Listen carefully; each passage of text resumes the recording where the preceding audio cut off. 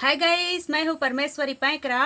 Welcome to my YouTube channel Painkra LLB में आपका स्वागत है। प्लीज़ मेरे वीडियो को देखने के साथ साथ लाइक शेयर एवं सब्सक्राइब जरूर करिएगा। आइए हम चर्चा करते हैं कोई भी केस में क्या समझौते के आधार पर सज़ा को कम किया जा सकता है या सज़ा को माफ़ किया जा सकता है, इसके बारे में हम चर्चा करेंगे। यह केस मध्य प्रदेश का है। इसे सुप्रीम कोर्ट में अपील किया गया था। केस का नाम है Ram Gopal versus state of Maharashtra. इसके बारे में हम चर्चा करेंगे। इस केस में दो रीजन के बारे में चर्चा किया गया है। पहला है कंपाउंडेबल और दूसरा है नॉन कंपाउंडेबल। कंपाउंडेबल का मतलब छमनी होता है और नॉन कंपाउंडेबल का मतलब अछमनी होता है। जिस केस में दोनों पार्टी द्वारा सेटलमेंट किया जाता है उसे कंपाउंडेबल कहते हैं, और जिस केस में दोनों पार्टी द्वारा सेटलमेंट नहीं हो पाता है उसे क्या कहेंगे? Non compoundable. तो इस केस में हम ये कह सकते हैं कि क्या किसी केस को सजा होने के बाद भी समझौते के आधार पर क्या उस केस को समाप्त किया जा सकता है, इसके बारे में हम चर्चा करेंगे। इस केस की तथ्य यह है कि यह मामला मध्य प्रदेश से है।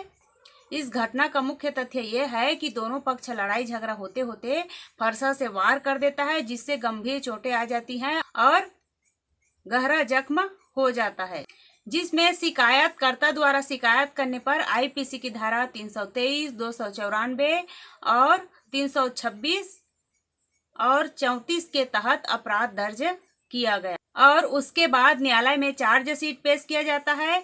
उसके बाद कोर्ट में ट्रायल चलता है। अब कोर्ट में ट्रायल चलने के बाद दोनों पक्षों के बीच आपस में सहमति हो जाती है, सेटलमेंट हो जाती है और न्यायालय में कहा जाता है कि इस केस में हम लोग दोनों पक्ष समझौता हो गए हैं, इस केस की प्रक्रिया को समाप्त कर दें।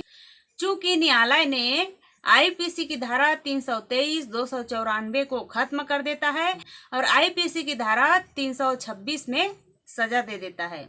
चूंकि न्यायालय ने आईपीसी की धारा 323 और 294 को कंपाउंडेबल माना है, अर्थात छमनी माना है, इसलिए उसे खत्म कर देता है।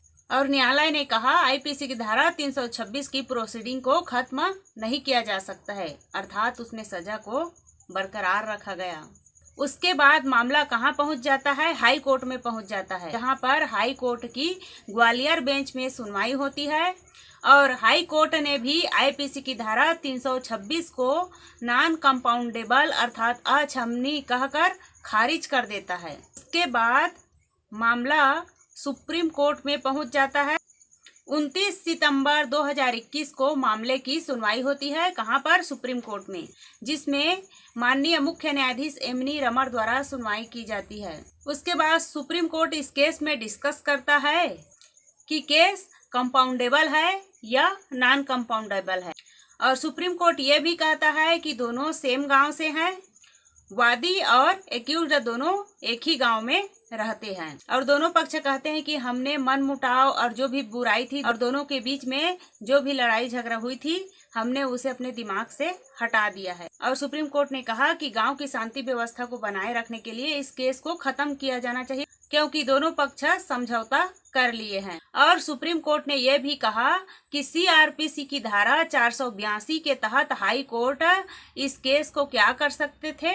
रद्द कर सकते थे, अर्थात ऐसा केस जो प्राइवेट नेचर के हो, व्यक्तिगत हो, ऐसे केसों को कंपाउंडेबल किया जा सकता है। इसलिए माननीय सुप्रीम कोर्ट ने अतिरिक्त न्यायाधीश द्वारा दी गई सजा को रद्द कर देता है।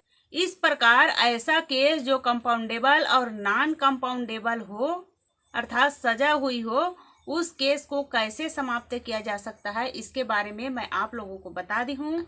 प्लीज मेरे वीडियो पसंद आए तो लाइक शेयर एवं सब्सक्राइब जरूर करिएगा। Thank you for watching this videos. नमस्कार।